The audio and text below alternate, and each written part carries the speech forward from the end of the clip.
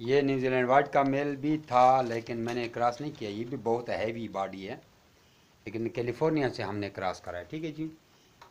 तो ये एक याददाश्त के लिए।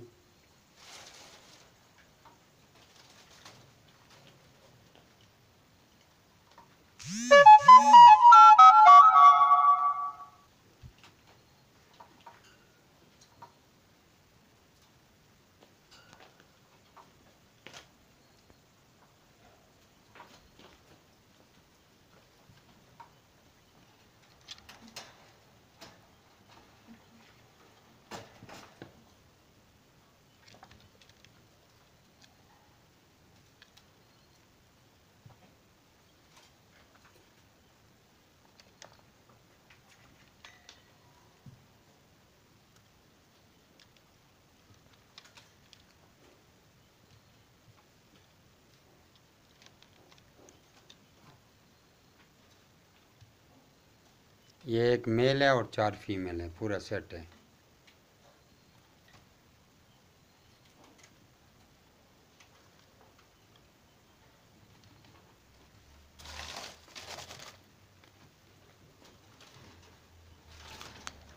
अब ये दूध पी रहे हैं, बस इंशाल्लाह हफ्ते 10 दिन में ये फारिग हो जाएंगे। ठीक है जी।